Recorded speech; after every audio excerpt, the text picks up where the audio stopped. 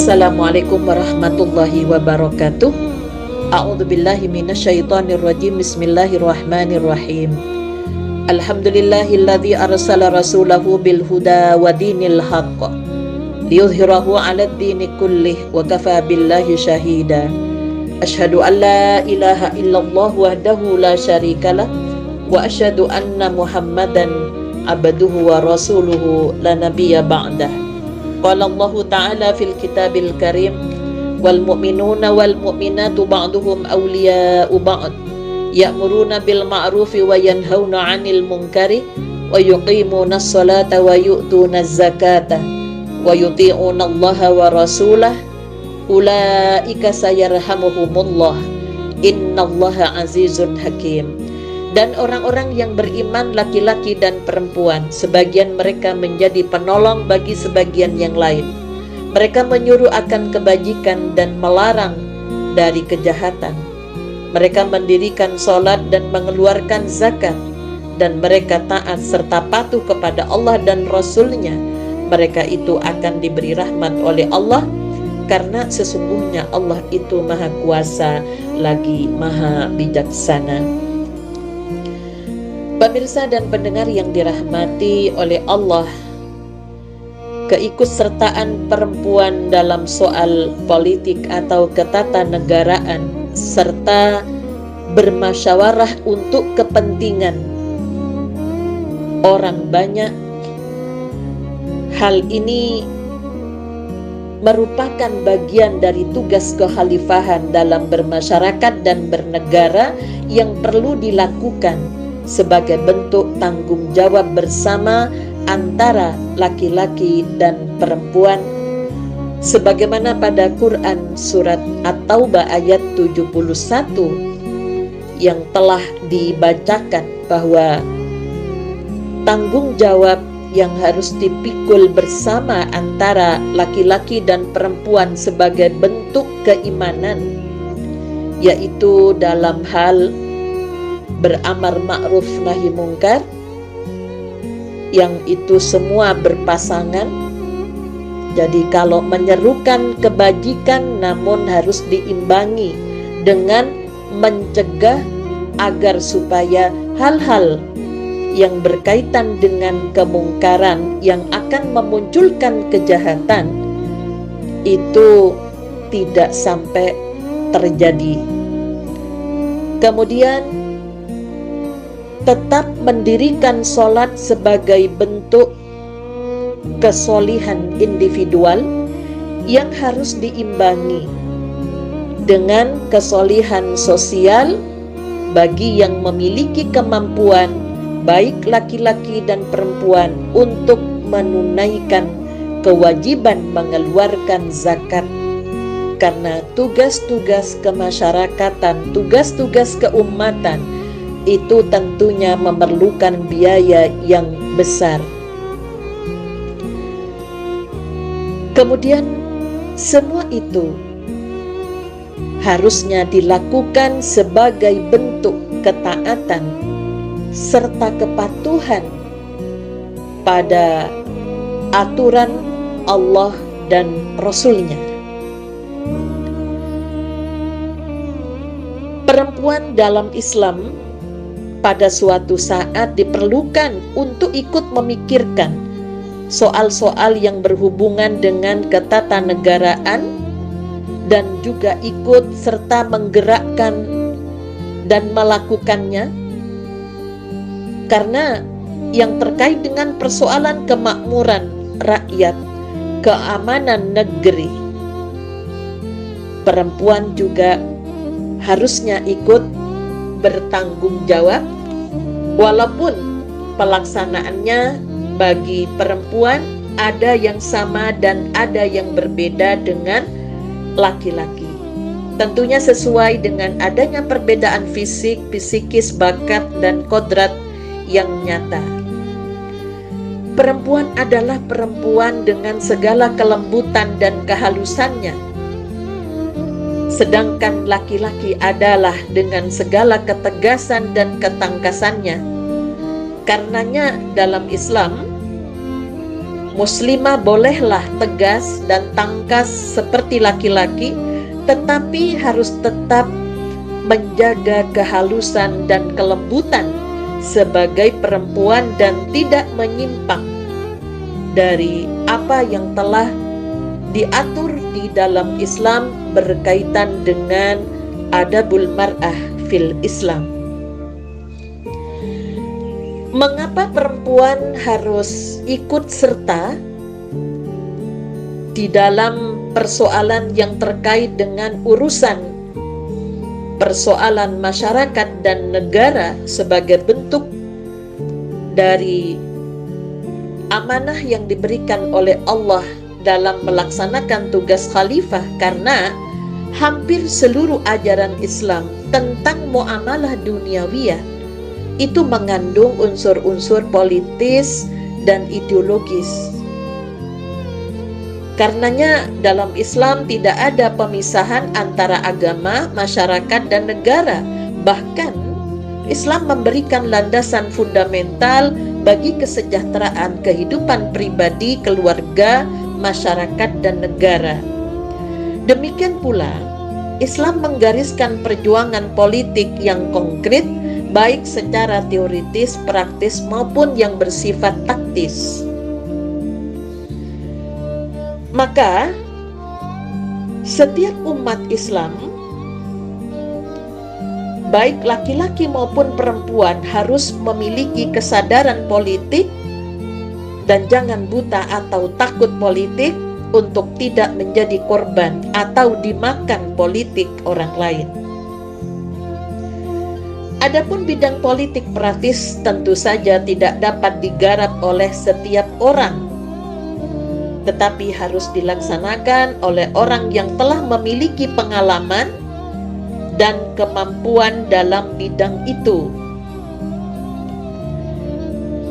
Orang-orang yang memiliki keahlian ini tentunya tidak bisa berjalan sendiri, namun haruslah dibantu, didukung, diberi bahan-bahan, dan dikoreksi gerak langkah dan tindakan-tindakannya oleh yang lainnya yang berada di belakangnya dan di kiri kanannya.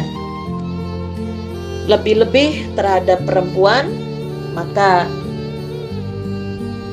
dukungan serta bimbingan dan arahan itu sangat diperlukan. Terkait dengan keikutsertaan perempuan pada masyarakat Islam, yang diharapkan di dalam Islam, perempuan juga bisa berperan aktif membantu tegaknya agama Islam dengan melakukan komitmen terhadap Nabi dalam menjalankan dan membela agama Islam. Semua itu menunjukkan bahwa perempuan memiliki kapasitas.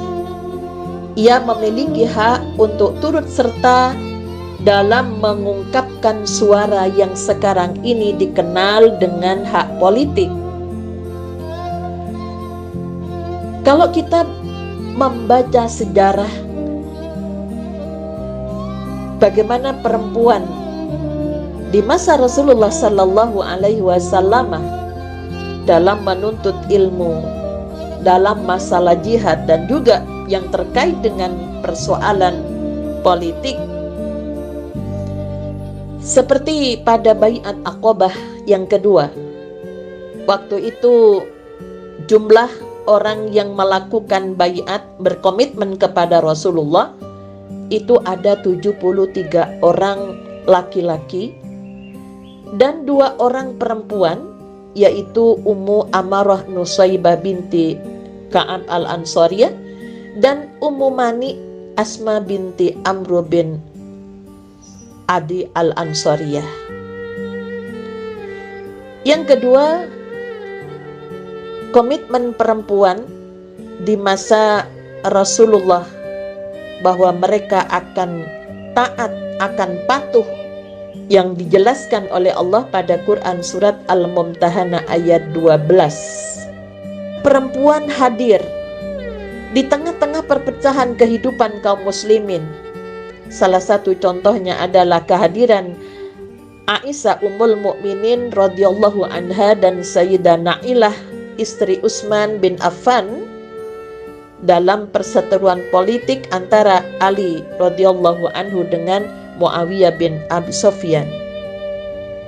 Keterlibatan perempuan yang juga diajak dalam musyawarah, seperti halnya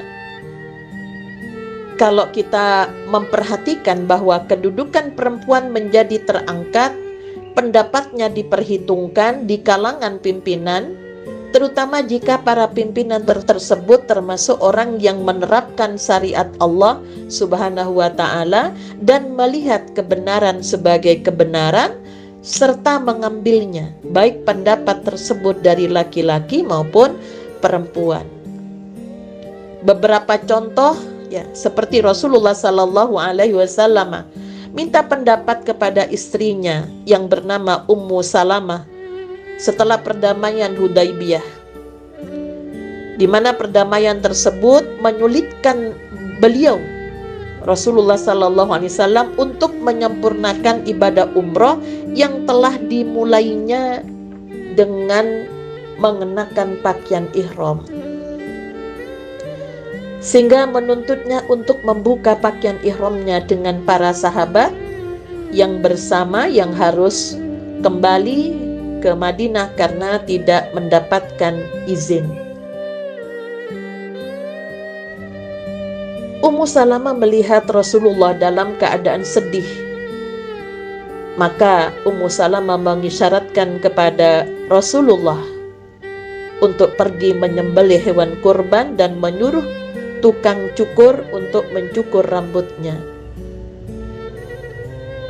Kemudian Rasulullah mengikuti saran dari Ummu Salamah. Akhirnya para sahabat melakukan apa yang dilakukan oleh Rasulullah Sallallahu Alaihi Wasallam. Pada masa Khalifah Umar bin Khattab mengambil saran dari seorang perempuan yang bernama Syifa binti Abdullah, Khalifah Umar mendahulukan pendapatnya daripada pendapat laki-laki, bahkan memberikan kepercayaan untuk mengelola pasar. Khalifah Umar juga mengambil pendapat dari seorang perempuan yang mengkritiknya perihal mas kawin. Si perempuan memperkuat pendapatnya dengan bukti ayat Al-Quran. Hal tersebut dikarenakan Khalifah Umar melarang manusia untuk melebihkan jumlah mas kawin di atas 400 dirham, untuk mendorong para pemuda agar tidak terbebani dengan pernikahan. Kemudian seorang perempuan dari Quraisy menolak pendapat Khalifah Umar dan berkata, apakah engkau mendengar firman Allah Subhanahu wa ta'ala sedang kamu tidak memberikan kepada seorang di antara mereka harta yang banyak? Pada Quran surat An-Nisa ayat 20. Kemudian Khalifah Umar berkata, ya Allah, mohon ampunanmu, semua orang lebih mengerti dari Umar. Kemudian ia menaiki mimbar dan berkata, wahai manusia, aku pernah melarang kalian untuk memberikan mas kawin kepada perempuan lebih dari 400 dirham. Barang siapa yang ingin memberikan hartanya sesukanya, maka berikanlah. Khalifah Umar bin Khattab radhiyallahu anhu menjadikan masa perang bagi laki-laki tidak lebih dari 4 bulan di medan perang. Setelah beliau meminta pendapat perempuan-perempuan yang bijak dengan pertanyaan berapa lama perempuan bisa sabar atas suaminya, apakah 1 bulan? Mereka menjawab iya. Beliau bertanya lagi, apakah sabar jika 2 bulan? Mereka menjawab iya. Pertanyaan berikutnya, apakah sabar jika 3 bulan? Mereka menjawab iya, dan tampak kesabarannya mulai berkurang. Dan pertanyaan beliau yang terakhir, apakah sabar jika 4 bulan? Mereka menjawab iya, dan kesabarannya telah habis. Akhirnya beliau menulis pesan kepada para pimpinan tentara, panglima perang, untuk mencari laki-laki yang sudah meninggalkan istrinya selama 4 bulan untuk dikembalikan pada keluarganya. Bahkan dalam satu riwayat yang lain, beliau menanyakan hal tersebut kepada putrinya Hafsah, dan ia menjawabnya dengan jawaban yang sama. Jadi 4 bulan di medan perang, 2 bulan untuk perjalanan berangkat ke medan perang dan pulang pada keluarganya, sehingga maksimal diputuskan menjadi 6 bulan. Pemirsa dan pendengar yang dirahmati oleh Allah, jika perempuan, khususnya muslimah, kalau terjun dalam urusan politik praktis maupun dalam urusan keumatan dan kemasyarakatan, ada beberapa hal yang perlu diperhatikan. Yang pertama, harus ada bimbingan politis dari setiap situasi yang dihadapi, terutama yang menyangkut masalah perempuan, agar setiap perempuan Islam memiliki kesadaran politik. Yang kedua, harus dipersiapkan kader politik perempuan Islam yang tentunya potensial dan kapabel dengan diberinya bekal dan bimbingan.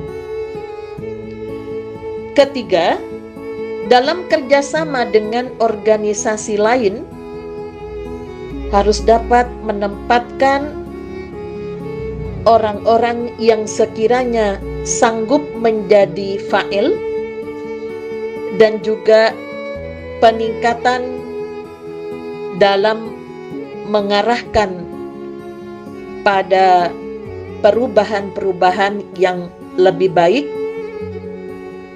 dan mampu menjadi subjek untuk melakukan perubahan, bukan menjadi objek yang gampang dan mudah dirubah, yang akan menjatuhkan perempuan itu ke jurang kehinaan. Demikian, mudah-mudahan menambah pengetahuan dan bermanfaat, khususnya bagi muslimah. Nasrum minallah wa fathun qarib wa basyiril mu'minin, walhamdulillahi rabbil alamin. Assalamualaikum warahmatullahi wabarakatuh.